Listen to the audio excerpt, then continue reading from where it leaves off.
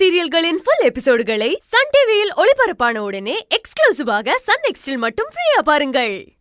இப்ப கூட நம்ம ஃபேமிலி விஷயங்கள சங்கவி ஆர்வம் காட்டுறான்னா நாம இதை ஈஸியா எடுத்துக்க கூடாது பவி. ஆல்ரெடி நிறைய விஷயங்களை சாதாரணமா எடுத்துக்கிட்டதுனால தான் நம்ம ரொம்ப கஷ்டப்பட்டோம். அவளுக்கு இருக்கு, நாளைக்கு வரட்டும் பார்க்கலாம். என்னடா பண்ண போற? பவி இரு, நீ தூங்கு போ. பாப்பா இங்க விட்டுட்டு போ, அவ என்கிட்டே தூங்கட்டும். சரி பாத்துக்கோ, அழுதா தூக்கிட்டு வா. நீ எதையும் யோசிக்காம போய் நல்லா தூங்கு போ. நீ போமா.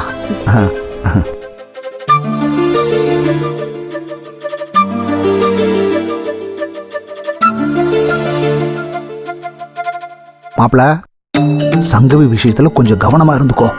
உனக்கு தெரியாது இல்ல, பாத்துக்கோ.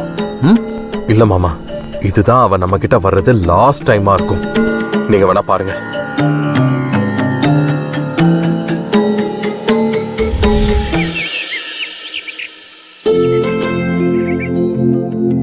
குழந்தை நல்லா தூங்குனாளா?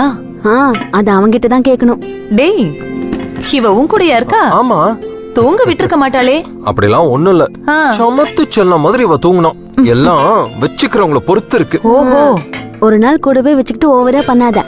லேசா ரன்னிங் நோஸ் இருக்குன்னு மருந்து கொடுத்தேன், அந்த தூக்கம் வந்திருக்கும். நினைச்ச நீ இப்படித்தான் சொல்லுவேன்னு, ஒத்துக்க மனசு வராதே. இனிமே என் ஜானு பாப்பா என்கிட்டயே தூங்கட்டும். அதெல்லாம் சரிதான், என்னை பத்தி என் பொண்ணு கிட்ட இட கூடமா சொல்லி வைக்காத, அது போதும். அதெல்லாம் நீங்க நடந்துக்கிறத பொறுத்து இருக்கு. சொல்ல வேண்டியவங்களுக்கு எல்லாம் சொல்லியாச்சா?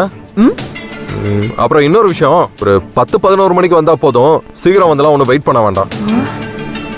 என்னையா கேட்ட?